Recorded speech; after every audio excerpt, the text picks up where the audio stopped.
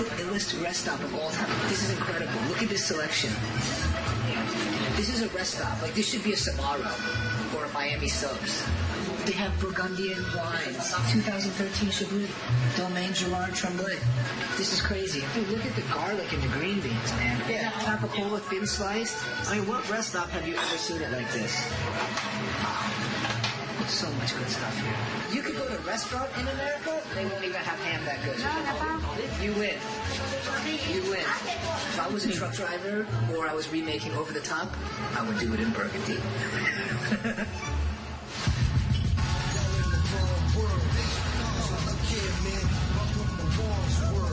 World traveler, good and delicious. Shanghai, Moscow, check out the pictures. LA, New York, MIA, London, this got you fishing.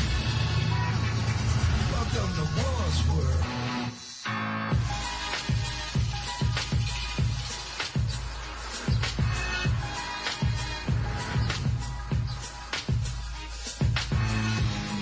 Yo, what's up, dude? Yo, brother.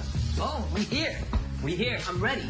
So viewers, you guys know usually I'm a Boone's Farm strawberry daiquiri, blue margarita man, but I used to bring shorties to Michael's restaurant, Bar Baloo. He would select the finest bottles, the finest vintages, help me turn up for these dates, and one time... And clothes. Yes, and clothes.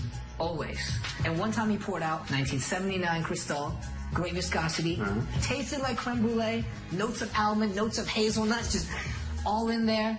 And it got me hooked. And through the last 3 to 4 years, I've really gotten into wine thanks to this man. And Eddie, right now, we are in the center of the universe for wine. We're in Burgundy. This is First and First Ave, motherfucker. This is where it all happens. This is 2 grapes, Pinot Noir, Chardonnay. So this is the Burgundy wine region. To the south, you have Meursault. And then moving north, you go to Volnay, Pommard, Beaune, and end up in Gevrey-Chambertin at the top of the Côte de Nuit. When we go further north, you're hitting Chablis. We're at my friend's domain in the village of Beaune. He wants us to taste through his barrels and see what's going on. Let's taste this barrels. This is crazy. So this is Mark Eddy. This is his domain. Nice. What's the name of the domain? Domaine Clos de la Chapelle. Okay. You didn't want to go with Domaine Mark? You know, it's not exactly French, so I wouldn't endear myself to my colleagues. What got you into wine? Well, I started drinking Burgundy when I was 21, fell in love with it, and... I was still drinking Fetzer. Yeah, I've been collecting it ever since. I walked in here, and you can, like, smell the barrels. Yeah. You can smell everything going on. You can't put your finger on it, but it smells like a cellar, and the aroma is very powerful as soon as you walk in the door here. Burgundy has had vines grown in this area since the Roman times. When we say any particular vineyard is among the best, it's literally over centuries of time that it's had that kind of pedigree. The old world wines are all about place. Yeah. So when you talk about what you like about Burgundy, you taste the soil or the minerality or the limestone or whatever, you're tasting from a particular place. One very important concept in Burgundy is terroir. Terroir is a combination of elements of the land like soil and climate that give wine its flavor. There's 400 types of soil in the region, so the wine here is categorized in 3 groups. The most common is village wine. It sits at the base of the slope. Premier Cru is well placed on the hill and makes up most of the high-end varietals. And then there's Grand Cru, a perfectly placed sliver of hillside that makes the best wine in the region. We're going to try the Corton Charlemagne here. One of the differences between the whites and the reds is that the white wines are fermented in the barrel. I've never had it out of the barrel before. I love wine because there's something mystical and mysterious about it that you can't grasp and you can't hold. And it really mirrors all the things that are really interesting and that can actually teach you in life, is that you'll never fully understand it. That is excellent. It has the steeliness, almost like a Chablis. It's a little more floral, but the minerality is strong here. Yeah. How much does a bottle of your wine go for? Well, it depends. The lower end of the range, it's going to be about $55 or $60 a bottle, and at the top end of the range for Corton Charlemagne at retail, it could be $250 a bottle. This is $250. Yes. So it tastes like $250. Well, thank you. Most things in life I've learned from rap music, but the wines that they've led me to are quite terrible.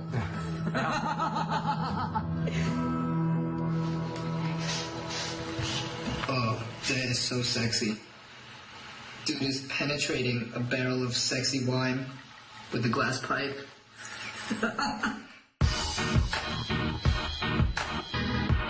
The basics of winemaking involve harvesting, crushing, and fermentation. But a lesser-known part of the process is what's called clarification and aging, where some wines are kept in the barrel and infused with additional flavors before bottling. So we're going to head to Tonellerie Caduce to learn more about the relationship between barrel making and wine.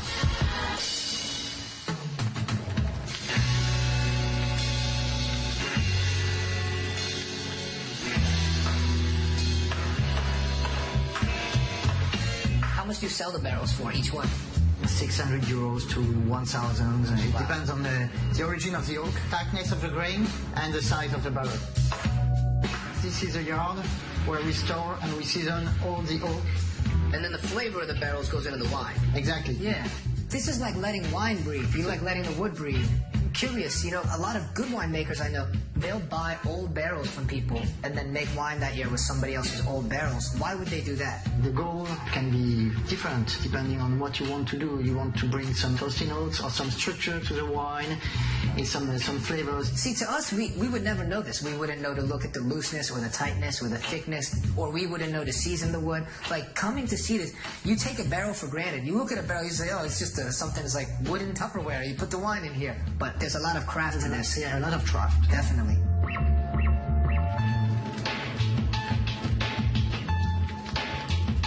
So what's burning in here is all oak waste. Oak waste. Yeah. So we control the duration so that it's very consistent. Here is going to check the temperature, and we need to reach 200 degrees to get it very clean. Nice. Yeah. I love looking at this because when you look at winemaking, then barrel making, it looks medieval. It is medieval practice, right?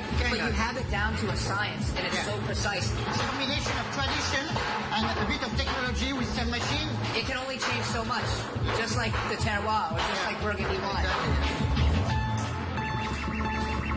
Oh, is that too hard? No, that's fine.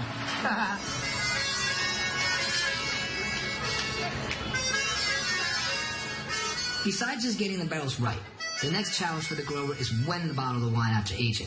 So to show us this process, Mike's taking us to a tasting at the Hospice de Vaux, a former hospital for the poor that's now a museum. The Hospice holds a charity barrel auction each year during the 3 Days of Glory festival, and potential buyers come to taste the young wines to see which barrels are worth investing in.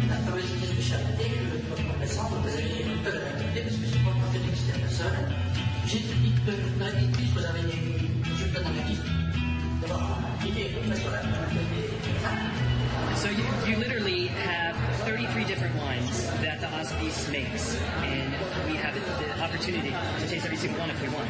The idea of it is to get a read on the vintage, to see what the vintage is like. So this is where you find that. So these are the premier crus. If you don't like these, you don't like Vulnerable. Okay. All right? Yeah, of course. That was terrible. Right? It is effervescent. So you gotta remember, it's not finished. You need another 2 years till it's finished. This one is still fermenting. Yeah. Straight up. Yeah. But you know, that's the thing, like you can't really... No, but you can't just say this is shit and this is good. Yeah. Because this is not done. Yeah, not done. You know what I mean? Oh, see, this is smoother, right? Yeah, and the oak shows less. Yeah, much less. It's very smooth. It's silky on the nose. It's very ripe. It's almost like raspberry ripe. Yeah, both of them are ripe. Yo, why is it I keep getting it on my chin? Can't laugh when I do it.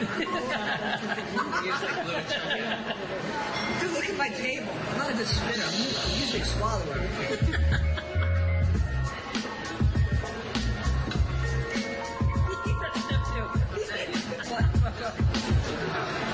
What are we doing?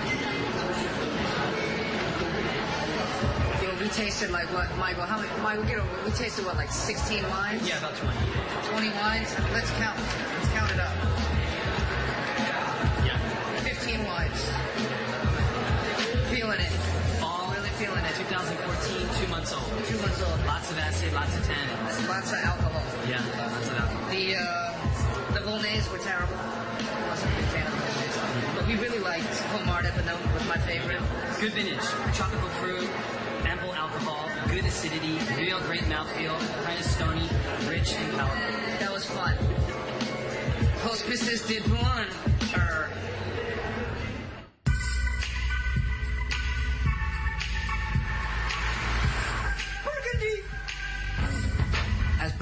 popularity has grown. There's been an increasing amount of foreign investment flowing into the region, buying not only barrels at the host beast, but also vineyards from local growers. 35,000 euros in the room. So we're in Meursault, and we're going to meet a realtor named Ben Haas, who's going to teach us about the economics of terroir. Bonjour. Hi, Eddie. Welcome to Nice to Meursault. meet you. Same Thank here. you. Heard a lot about you. Oh, yes, good things? Wow, yeah, very Yeah. good thing. I've been looking on the internet and see you're doing some nice Yeah, I see programs. you saw my jacket and got a similar one. Matching colors. I appreciate this. Well, welcome to Burgundy for you. We're an Thank you. estate agency. And Okay. I understand you want to understand something about the property in the vineyard. Yes. Do you think this land would be good for growing marijuana? In the cellar, maybe. Okay. I'm Dutch. In Holland, you can have Yeah. about 5 plants, but in Yeah. France, no way.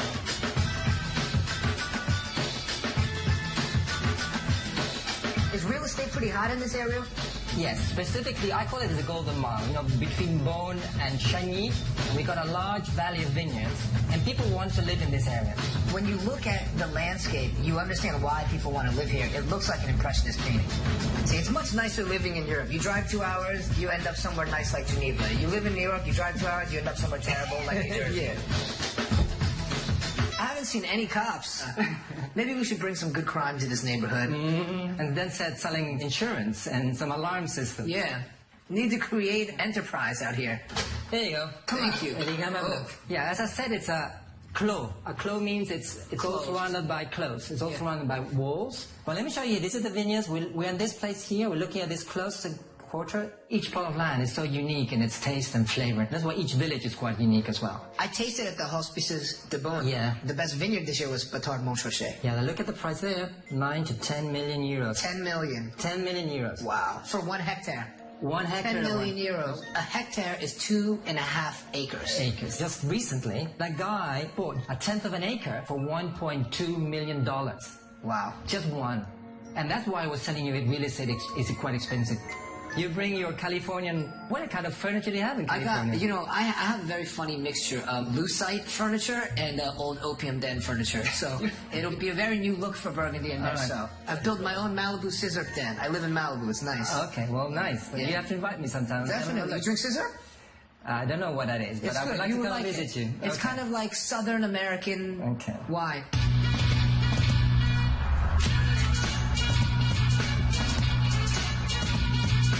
While we're here, we gotta see Côte de Nuit, the most prized region in Burgundy, known for its peppery Grand Crus, and of course the inimitable Domaine Romani Conti, the most expensive wine in the world. We're gonna go to the ground level to meet Jean-Michel Guillaume, a local winemaker who runs a small vineyard with his son Alexis, growing village wine in Côte de Nuit. There's been more and more interest in Burgundy over the last few decades. What do you think it is that's driven people towards Burgundy and put Burgundy on the map as good, if not better than, say, Bordeaux? Quand vous venez ici au domaine, c'est le viticulteur qui fait le travail, qui fait la vigne, qui fait le vin, qui vous reçoit. C'est pas un maître de chai, un président de trust, c'est un petit vigneron. Et c'est la réflexion du bourguignon. Et ici, on garde l'âme du vin. Nous sommes que deux, Alexis, Mason et moi. This is Alexis? Oui, là, il taille pour la récolte 2015.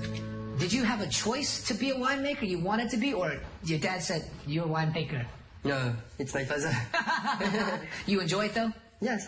La vision future, voilà, c'est qu'il perdure et qu'il laisse le domaine intègre et qu'il lui transmette après à ses enfants de la même façon. Do you feel any pressure following in your father's footsteps and representing your family and representing Burgundy? Yes.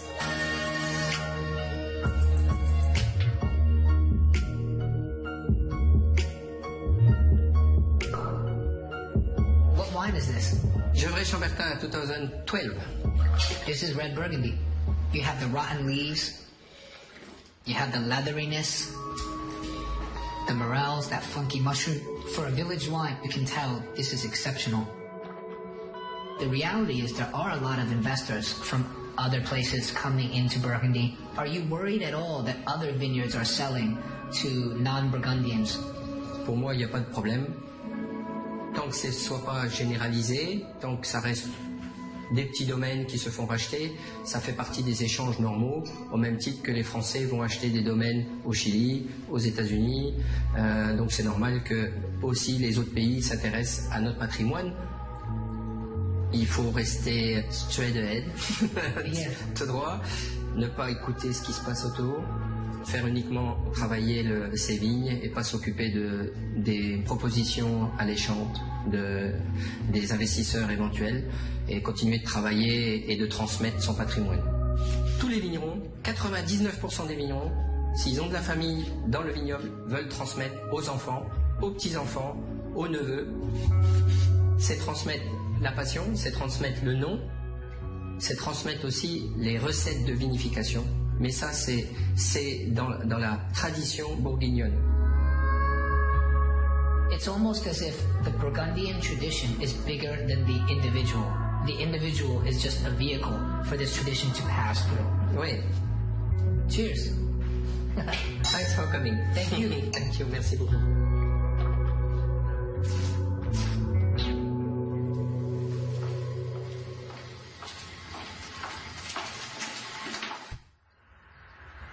It's the human panda, and you in Burgundy, mother.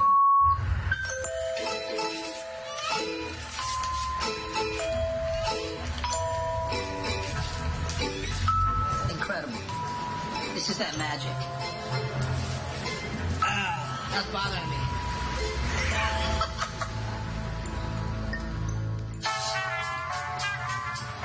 Louis Jadot is one of the largest landholders in Burgundy.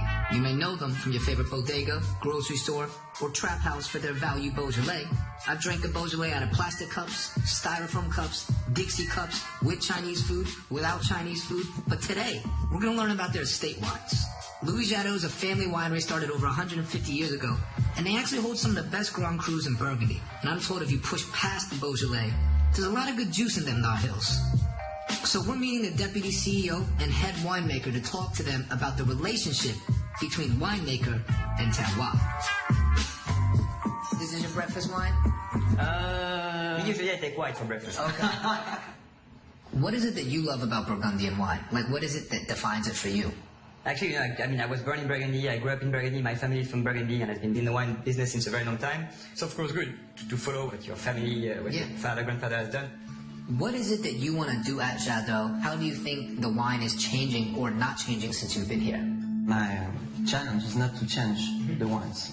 My feeling is the wines in Burgundy are really stronger as the people who are making it. The different places where we grow our grape variety, Pinot Noir and Chardonnay, are really strong, and they don't need a magic guy to make something, because this is a really strong place, and the quality of our wines in Burgundy are really the most important thing, not people who are behind. I feel this way about food as well, because I cook very home style, very authentic, traditional Chinese or Taiwanese food at home. And even in my restaurant, I keep it pretty clear to my mom's recipes. Over time, you take out all the tricks, you take out all the secret ingredients, and you strip it down to what it is. I keep it very simple. In Burgundy, you know, it's what you said, we are going back to something more simple. Of course, the soil is important, the place is important, but the quality of the vine plant is something very important. Yeah. You know, the monks, like 1,000 years ago, they were the first one to really understand that, okay, the vines would produce better wine on the slope compared to the valley. From one place to another, even if it's a few meters away, there would be a huge difference because of the terroir, because of the topography, the orientation with the sun. And that's why if you look at the Burgundian label, the first thing you see is actually the name of the place. It's not the grape variety, it's not the name of the winemaker. We have to be very humble because Burgundy has such a big history, and we are just a part of this history, a very small part. I really enjoy hearing you talk about wine because it's almost zen-like. You don't fight it. Acceptation. Yeah. It's something very important. Because winemaker, we accept a lot. We accept the weather conditions, we accept the farming season. Sometimes it's easy, sometimes it's really challenging. That's something you cannot, in fact, control. I accept the quality of this interview. It's incredible. Cheers. Cheers. Thibaut wants to show us more of the community here in Burgundy, so we're heading to a lunch hosted by his father, Pierre Henry, the CEO.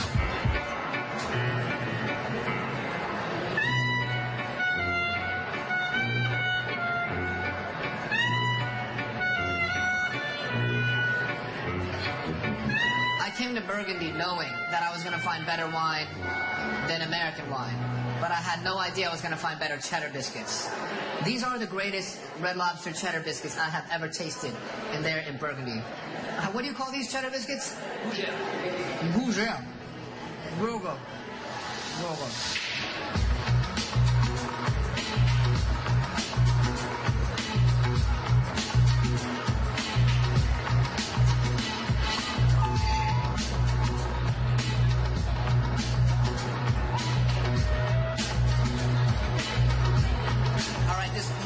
Cheese. Triple cream, you say? That's like sexual cheese. This does smell like belly button. Holy shit. It is these. Dude, this is stinky.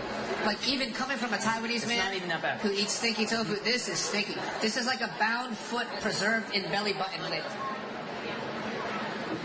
Tell me that isn't great. Honestly. That's pumpkin. Compare it to tasting the wine. It's earthy. Yeah. The texture is nice and creamy. It has very high acid. Yeah. It's the texture of like a perfect sweet egg custard, but savory. Yeah. See, this wine, it lacked a little of that Burgundian like funk, like that mushroom, but the cheese gave it to it, and the two of them work together perfectly. And that is the ultimate lesson to learn. Yeah. You know, maybe it doesn't have the best DNA because of the vintage or because of the vineyard or whatever, but put it with something else and see how the reaction happens.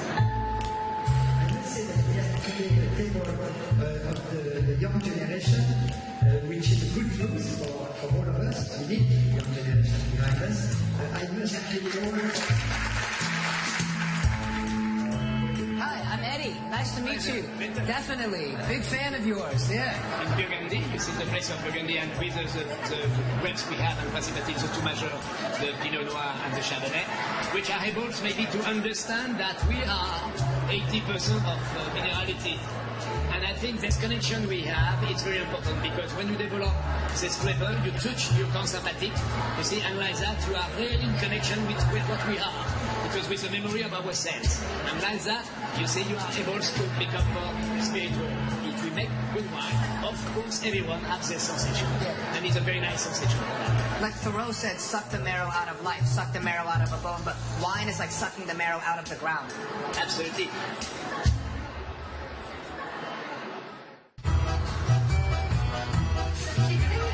I just opened the door and I just put my head into like a bread asshole. It is the most delicious bread bunghole. It's like distilled bread bunghole flavors. It's so incredible. Like, don't you feel like you just opened up the butt of a bread and just put your head into it? Yeah, I went with the quiche because it's like, 9 a.m.? I need some protein. I can't just have empty carbs, right?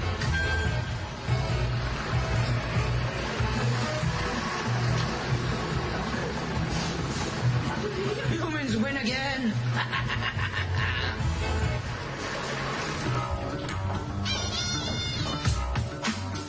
Yeah, that's perfect. Yeah.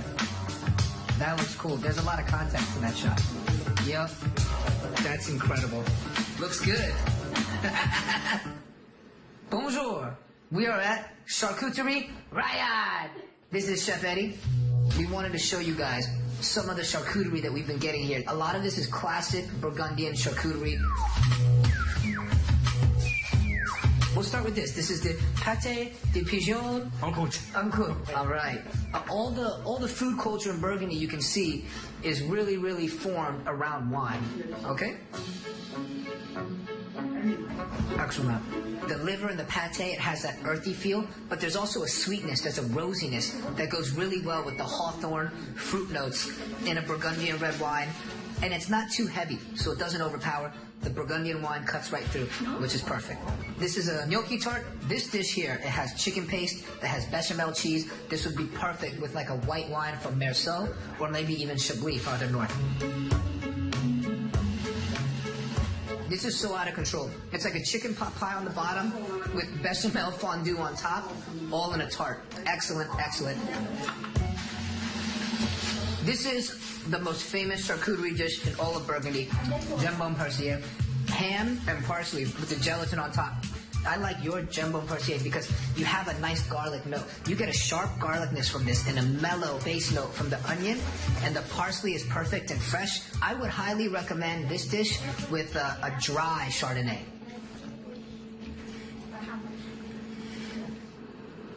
Yeah. Oh, okay, good. We're done. Yeah.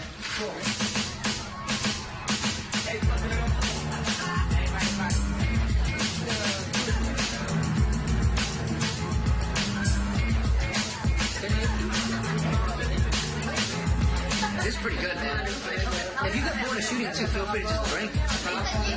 We'll hang.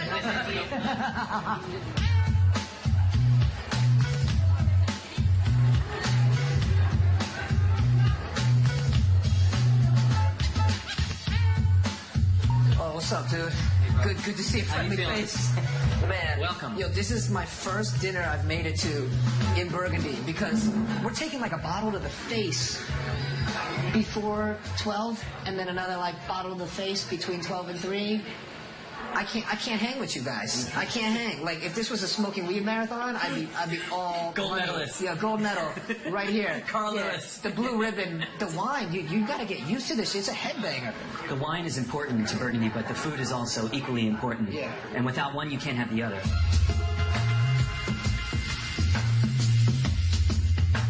The food represented in America as French food is very much Burgundian. Oh, absolutely. Escargot, roasted chicken, coq au vin, beef bourguignon. America takes what's easy to sell and then forgets everything else. Yeah. But I'm it not forgets mad at everything it, else. though. I kind of like it. I love seeing the classics. I wanted to come to Burgundy and see it done at the highest level. Oh, sole meunier. This is one of my favorite things to eat. These are things we've eaten 1,000 times in Sure. America, and you never know like how good it is. Added in that you have the greatest wines of France from this region. It is the epicenter of food and wine.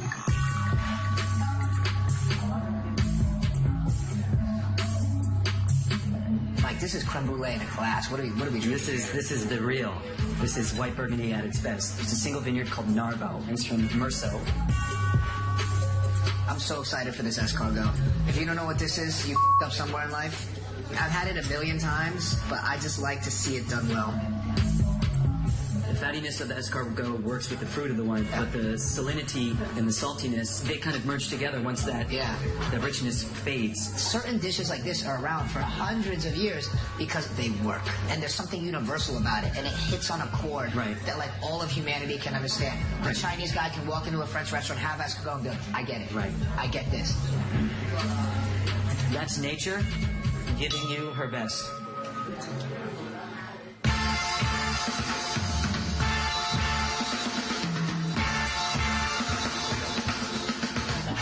Oh my dude. Here we go. This is a tough job I have, eating all this stuff. Yeah, this is another Burgundian specialty, the Appalachian chicken. Burgundian Pinot Noir is the perfect wine with roasted chicken. It just matches up perfect. Merci.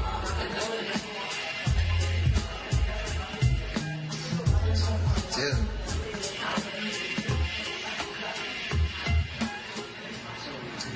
Very rarely am I speechless. Could brother get some mustard? I need some mustard.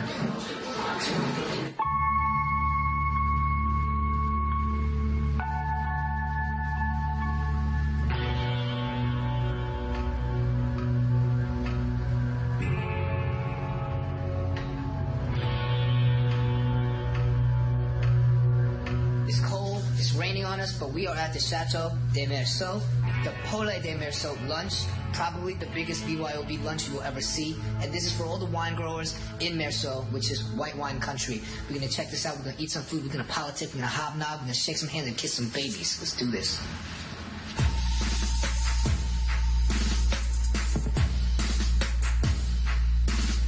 Damn, this crib is bananas.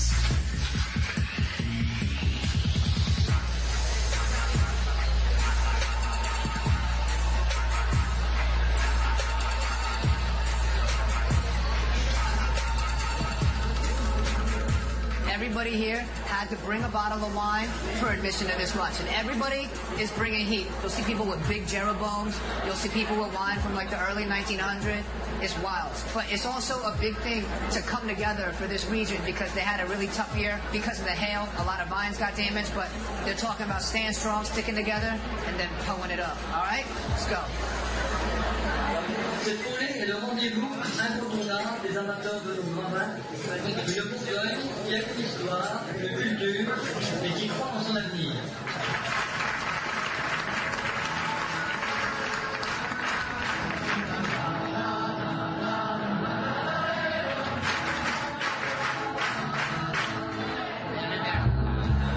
What's up, man? All right, what do we got here? 92 Chablis Grand Cru Les Crus from Vincent Dovisa, who is like the greatest grower of white wine.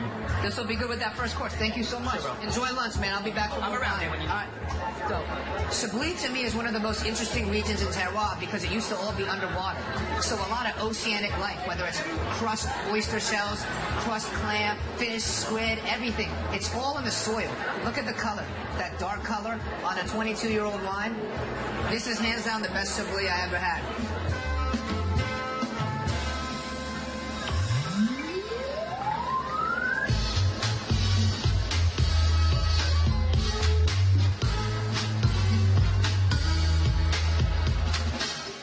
Thank you. So the first course here is foie gras. They got a little gelée here and chutney. The foie gras pairing with this 92 Dovisa Chablis is perfect because the creaminess in the foie gras complements this wine. This wine stands up the creaminess and fat very well. It's steely. It has the seaweed and crushed oyster shell minerality. It's perfect.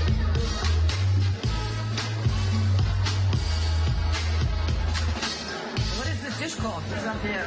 Oh, okay. It's a Saint-Pierre fish? Why is it called Saint-Pierre? I don't know. We got a Dominique Lafont from Merceau, 2008 right here. Usually the food brings out the wine, but this wine is actually bringing out the food. The food's a little stronger flavor than the wine.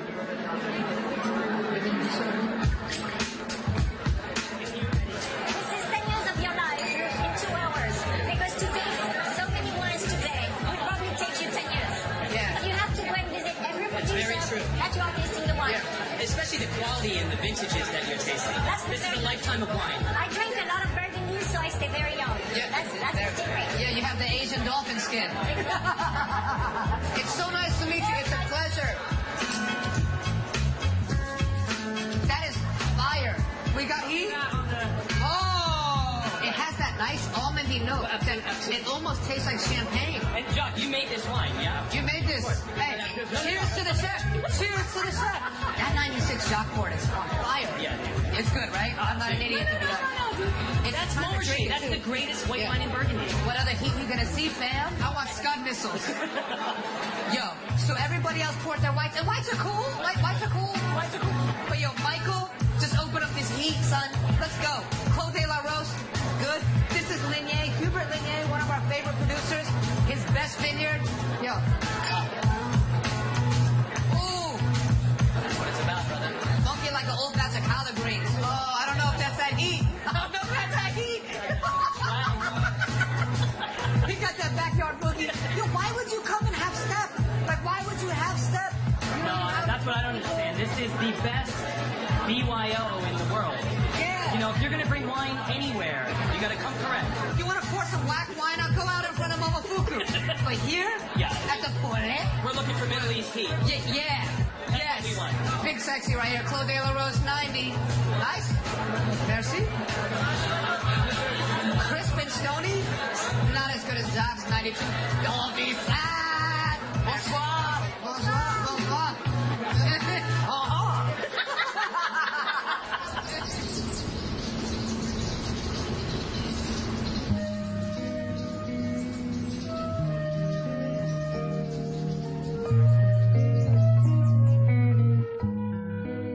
The thing I like about wine is that, you know, I feel like in life when you don't understand something, you hang on to poles.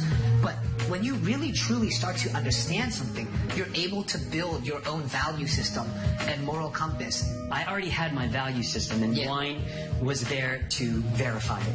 I don't believe what people tell me. I've never been that person, and I've always pursued more. I've always wanted to search further, to find what I feel is important to me. And wine is that thing where I don't give a shit what anybody says. Yeah. You know, I'll listen, but I don't believe. I'm searching my own path. I'm just very happy that this place in the world, Burgundy, exists because it makes my life more interesting. Welcome.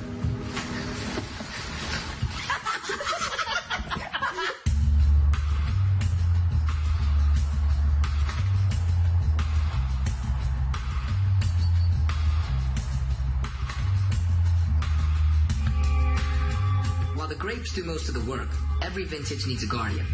Ben Leroux is one of Burgundy's great young winemakers, protecting the vine, creating the next generation of fine wines. How are you? Very good. Eddie Huang, nice to meet you. I heard all about you. I heard you are the best young winemaker in all of Burgundy.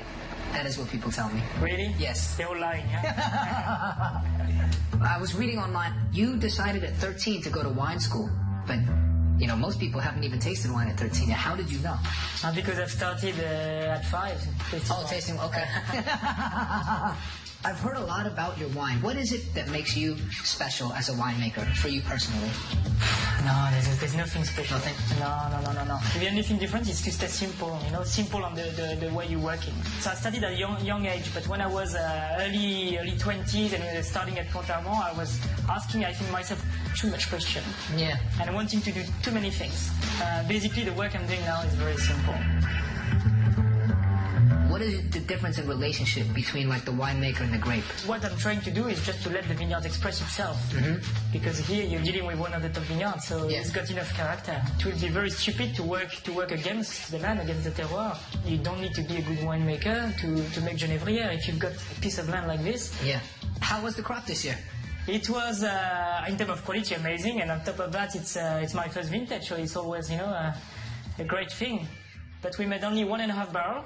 Yeah. Oh, that's it. So production will be 450 bottles. Sometimes, you know, you're working hard and the result is not there. You have to accept that you're not in control of everything. Nature is more powerful than us. From what I'm noticing, tell me if I'm wrong, the producer to me in Burgundy seems like a gatekeeper, someone who protects the land and protects the vine, not necessarily adding to it or doing anything, but just caretaking and protecting it. Yeah, it's what we are. Yeah. I was needing to be outside. I was needing to create things and create things from something that nature is giving. Yeah, I don't feel I'm working. Yeah. That's the best thing. When you love it, it's not work. Yeah. For me, I'm the first generation, so everything I'm building, I'm already teaching my kids. Hopefully, I'll find a way to pass it on to my children. And we're trying to train as many young people as we can.